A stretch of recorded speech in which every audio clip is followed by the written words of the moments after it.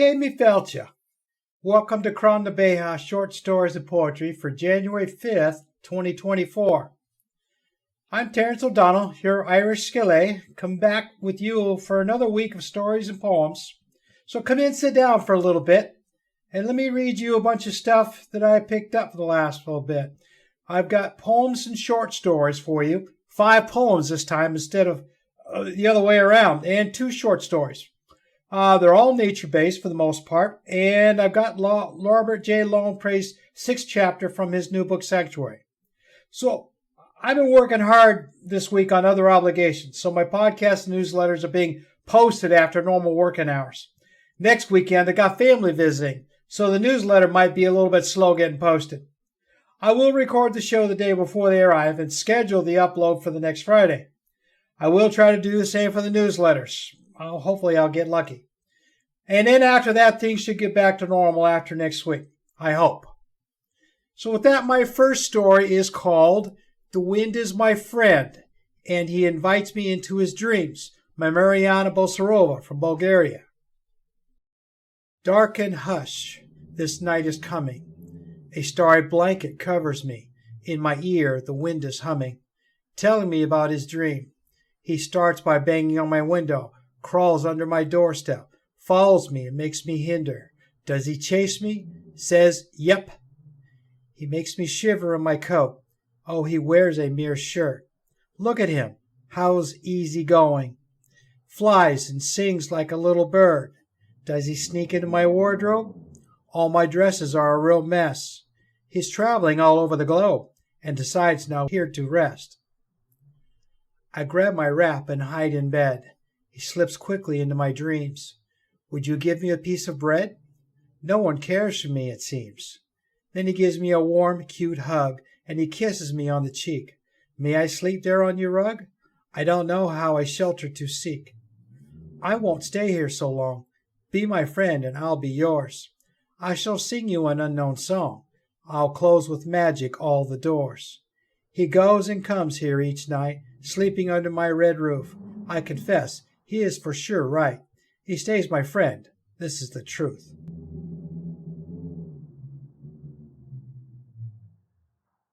My next one is a story. It's called Flight of the Fatherless, a Blue Jay's Tale of Loss and Hope, a Blue Jay's Odyssey of Grief and Grace, by Ethan, author of Writer's Tools.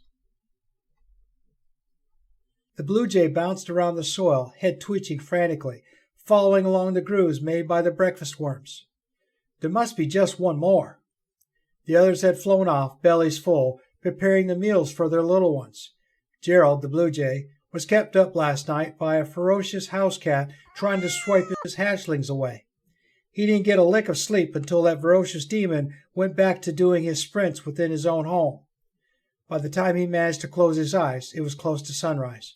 He had been beaten by the others, just a hair too late. He tried digging for the worms, manically scooping the dirt away, eyes burning from the acidic sting of the freshly dew-covered dirt. Nothing. His head pounding, he flew back to his nest of raucous babies, rambunctious birdies, hankering for whatever father brought home to them. As he landed on the branch, he shimmied over to the nest. The babies could see his empty beak and sensed the shame which lay upon his father's heart. The babies looked down at their feet and tugged at the straw of the nest. None of them made a peep. Gerald's eyes continued to burn. He strained his neck looking for anywhere he could get just a nibble of something. I don't know how she did this. His thoughts turned to his late wife, a bright, vibrant blue jay. She was as if someone picked a piece of the sky itself and shaped it into the perfect form of what all blue jays should aspire to be. A graceful flyer, better than he ever was. A chirp so sweet, and second only to the delectable berries they feasted on every so often. The way she carried herself so gently, yet with great strength and confidence. Gerald stepped back from his daydream to the rumbling of his babies' bellies. He had no option. He had to find food. He gave his babies one last gentle nudge with his beak and a playful peck on the tops of their heads as he set out on the hunt for whatever he could find. After an hour soaring above, wings getting harder to flap or even hold out to glide, he spotted a small metal cage packed with seeds, nuts, and who knows what else. His eyes widened. He hit the jackpot. He jerked into a dive, wind slashing at his face, unflinching with determination to reach that food. He perched atop the little metal railing, perfectly fitted for his feet as he started to gather the various nuts and seeds splayed out before him, as if specifically for him. He heard a click. He stopped. He dared not move. Well, what are you waiting for? Shoot! Just behind the distracted blue jay crept a timid child, no taller than the small post the food cage sat on. He brandished his father's old .22 rifle. Tears streamed from the child's eyes as his father, not too far away, stumbled out of his lawn chair, spilling some of his beer on his shirt. Good for nothing, sissy boy? Do I gotta whop your ass again for not listening? The boy's breath quickened, hands sweating, making the trigger slippery. Get your ass over here now. The boy couldn't stop his jaw from rattling. Give me that rifle. You ain't worth a damn, and you ain't no good, so just give it back, you little good-for-nothing bastard. I tried teaching you a lesson, and you still ain't want to learn. Letting out a scream, the boy clenched his eyes and pulled the trigger. Silence. Only the boy's heavy breathing bled out into the air. He dropped the gun, fell to his knees. He sobbed. Gerald landed on the ground, bounced over the boy, nudging his leg to console him. The father lay on his back, eyes wide and stiff, processing what had just happened. Flashbacks of his own drunken father flew by in his mind. The times he swore and he would never get that bad, that he didn't drink nearly as much as him. The blame he placed on his child for his need to drink. The faults he knew were his, but never strong enough to admit. Now he lay drunk in the mud, a hole in his chest, his son crying not of love for him, but fear and hatred. Gerald waited as the kid went through the cycle of loss, the very cycle he went through when his own wife had been taken, to be part of the sky once more. He watched over the lost child as he wailed for help, for love, his mother, somebody. No one came.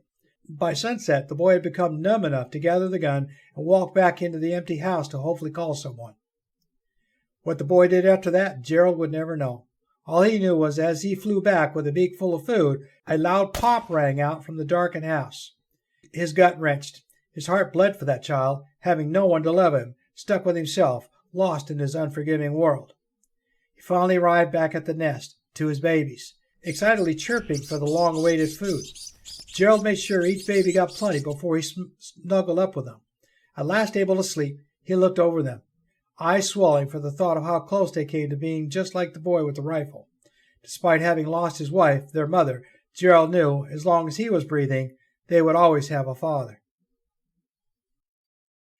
And then I have a poem, Frost Cryptic Air, free verse from Lark Morrigan. Frost, cryptic air, and bare charcoal trees looked for pieces of themselves above and below and the spaces in between. Owls and angels alike watch each and every stranger passing through the woods with heavy hearts, and they witness the chilling silence of lost dreamers underfoot. And as winter buries them and silences their requiems, I have to wonder how many roads less traveled by ended up this way. Diverged and twisted like a labyrinth throughout the unknown depths of these snow-covered woods, few have walked the winding roads ahead of me, and even fewer have seen what is on the other side, and I imagine how few ever get the chance to savor the fleeting moments of weightlessness, of pure warmth untouched by the harsh winters below. So who am I to stop by the woods and ponder these snow-covered lanes that are far too great and elusive for me? Who am I to venture where great spirits of old, far greater than I, traveled alone and still faced a tragic death in the bitter cold? Though I may not find rest or peace or even joy in these ominous wintry woods, where dreams are carried for miles, only to be cut short and laid to rest in winter's tomb, Frost's pensive sighs from centuries ago speak to the aching soul that will not rest easily or settle for the well-traveled road. Will this make all the difference? Or will my death in fool's courage amount to nothing and be met with indifference? But no matter how merciless the untimely winds may be or how lost unspoken words hang heavily in the air, I know I cannot sleep until I travel many miles to see for myself everything I could possibly be. Okay, that was a nice poem. All right, now I'm going to get into Sanctuary, 6th chapter. Sanctuary, A Trip Back Home for Carrie. Chapter 6, Solving a Connection Problem for Anne and Her Mother, by Robert J. Longpre. There were a lot of smiles and nodding by the other adults. Only Anne didn't seem to be very engaged with what had been said at the table. Carrie could tell that she was depressed, likely thinking about her mother and father. Anne hadn't been able to connect with her mother, which wasn't too surprising. Though her mother had a smartphone, she didn't use social media.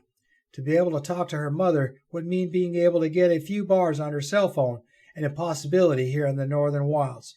Only video or audio conferencing would work using Wi-Fi. After a while, the meeting broke up as it was time to get the evening meal ready. Leah was able to persuade Anne to help in the kitchen. Carrie went with his father, Ted, and Carl to plan out the grocery excursion for the next day. "Carrie, I have a special task for you," his father began. "I want you to go back to home to get supplies. While you're there, call Anne's mother and talk her through so she can set up a social media connection.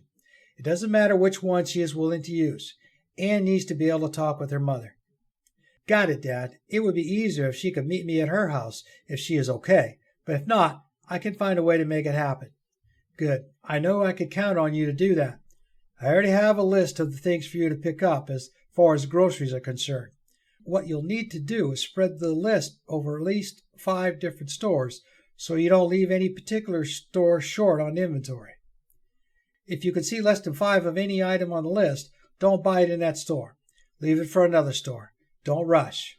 I want you to stay the night in our house and drive back here the next day.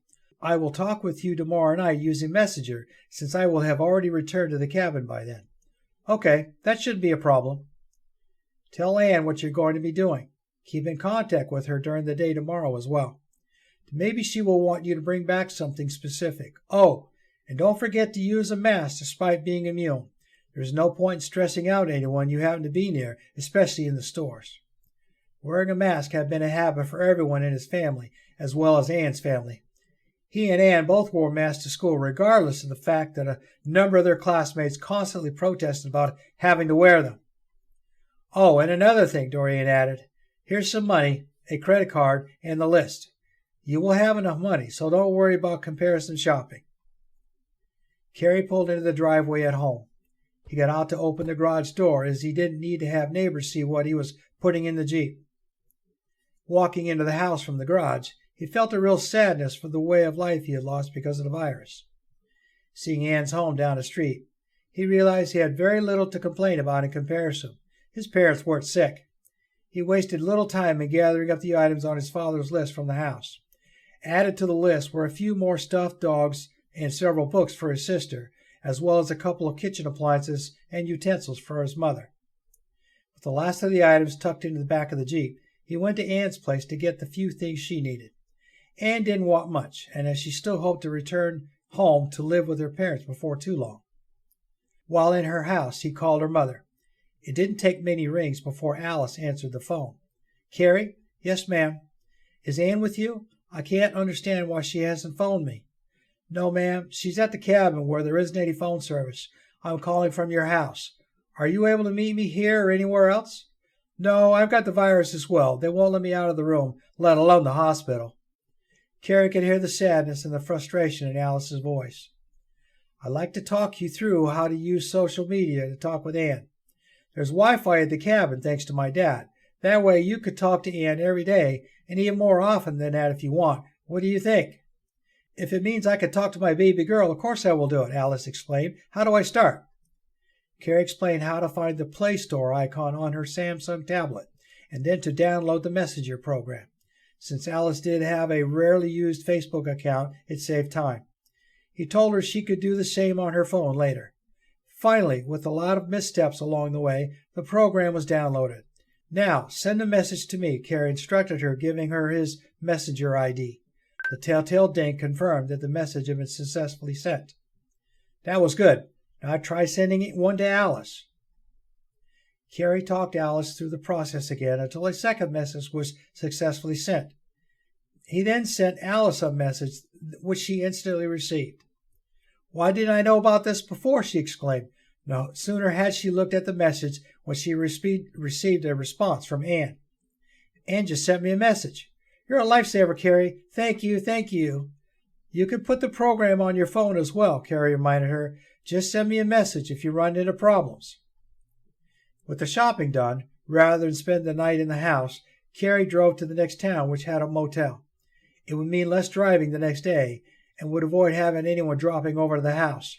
His father was adamant about keeping a very low profile.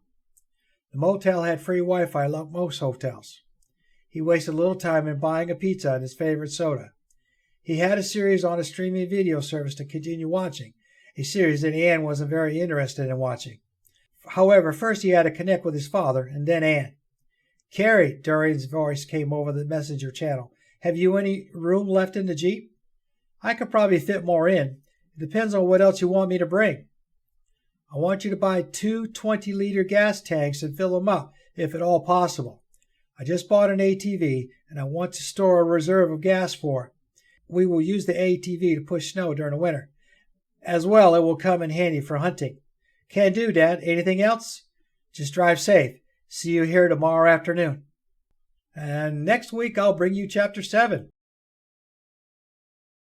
And now I have a next one. It's called All That Falls to the Ground by Brenna B., published in Rainbow Salad. The snows come early this year, a little earlier than the last. The flakes softly cover the ruins. In a few years there'll be nothing but cold, maybe for the best. My sisters are young, their hands little, their memory made of rubble. I still remember bluebells, peeking through the edge of the woods like cautious fairies. It's been cut away for firewood now, blackened down to the dirt. I stare at the moon, pieces of it drifting away into the black, only ever further away. The forever of that distance makes my chest ache. Sleep is guilt. The temptation of exhaustion is too heady, more alluring than cherry wine. I let it steal my time away from me. But it is a thief of goodness, too. Moments I could spend giving my sisters anything bright. I'm sorry, I whisper in my head after I jolt awake to tuck them into their apple crates. I sleep close to the window so that I am the first to hear of danger. I trace my fingertips down the frosted glass, tears dripping down to the dusty trim. The day after tomorrow. It's a thought I tuck in close, curl myself around. A day when bellies are full and we can see our family again, when we can sit around the fireplace and we can listen to the cracking embers because the night can be silent. I drift to sleep listening to the familiar rumbling in the distance. A sound like the world ending rips through the room. We cough up dust and look around at the cold stealing inside. The wall is missing. I take their hands in mine and we make ourselves small. It isn't hard to do. We are small. Our eyes watch in soundless fear. Where's our place in this redrawn world of tall bodies and heavy boots? Singing rises defiant in the distance, grand, desperate carols lifting higher than the rising smoke. It is beautiful and something older than this new age. I turn my face toward the sound of their voices. And then I am missing. The cold street is against my cheek. The snow melts quickly under my skin. Little hands flutter over me, tug at me. My sisters' faces swirl in the smoky wind. The thin morning light shines through their cheekbones. They are disappearing, and then I am alone. I remember now. My thoughts are bluebells, bending toward the ground. I see the pamphlets released from the sky, clumping in the gutter.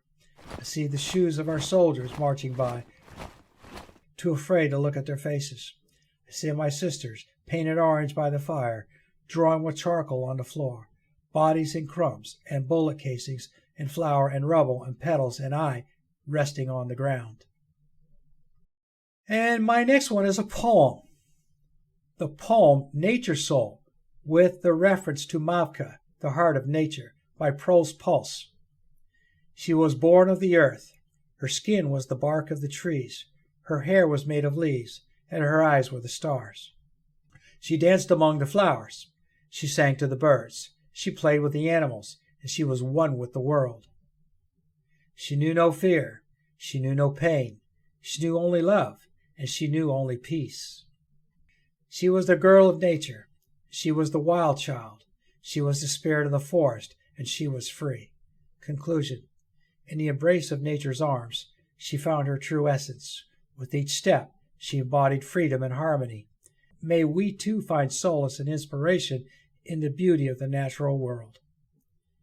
And this is from Mavka, the Forest Song, a free movie. I guess it's from 2023, from what I can see here. So it looks like a children's movie, but the poem was pretty nice. And my last one is also a poem, a nature poem, kind of. Where I'm From, a poem by Jojo Tekina, published in Imogene's Notebook. I am from horses and hooves and big brown beasts that gallop through the night toward morning. I am from mystical magic meadows that start off shivering, then heat up to dry desert gold or glistening forest green. I am from cracked leather reins and snow that squeaked when I fell. I am from the darkness that hid a disease that defined my father. His weakness scrubbed our lives with sorrow. I am also from joy that was never forgotten. I am from a life piled high with kittens and goats, dogs and love. I'm from the home-cooked meals and garden-grown cabbages that turned into fermented jars bubbling in the cellar. I'm from work that's hard, where time wasn't counted in minutes, and morning started before dawn with dirty boots and hot coffee. I'm from hidden poverty, where $200 meant the difference between choosing meals, shoes, or fuel for the month. I'm from the days when a book was escape, not a scream. I understood early that the further I read, the further I'd fly. I'm from ranches and alfalfa fields that fed the cattle, that fed the world. I'm from a soft mother's love, whose generous heart never allowed her the strength to see her value and beauty. I'm from the day when I had to be her beginning, and I walked away so she could find the path I left in my wake. I'm from my quilted history, sewn from a patchwork of days, a country girl growing in a field of sunshine and storms. Where I'm from doesn't exist anymore, but in my heart I'm hurtling headlong toward that horizon, mane and tail flying, power firmly in my hands and between my knees. So I thank you for listening to all my stories that I got from medium writers and poets this week. And at that, I will talk to you again next week. Guru Mahagat, thank you for listening to the show today. I hope you enjoyed it. I try to offer everyone a variety of stories and poetry each week. Maybe something to touch your heart a little bit. Disclosure for everyone. In order to read the complete stories and poems, you'll need to sign up for a subscription in Medium. If I see a link by the author on one of the stories to allow everyone to read it, I'll let you know in the newsletters. Please return again next week for another episode of Kron Beha Stories and Poetry. This once-a-week podcast is available to listen to in nearly every podcast platform out there, including YouTube. Share this podcast with your friends and relations. The more the merrier. Search for Kron Beha Stories and Poetry in your favorite podcast app. Subscriptions are still free, but I do have a donations tab on the rss.com webpage and on my website at www.krondabeha.com. I appreciate any support for my efforts to bring these stories and poems to you. I hope I've achieved my goal in helping you feel like we've been sitting under the tree of life together. As a Shanachie, I want to continue to delight you with a story or a poem that may bring you a smile or make you think a little bit after we part for the day. As I say goodbye this week, I wish to leave you with this Irish blessing as you go about your day. Bless you and yours, as well as the cottage you live in. May the roof overhead be well thatched, and those inside be well matched. Slán go foil, which means goodbye for now in Irish.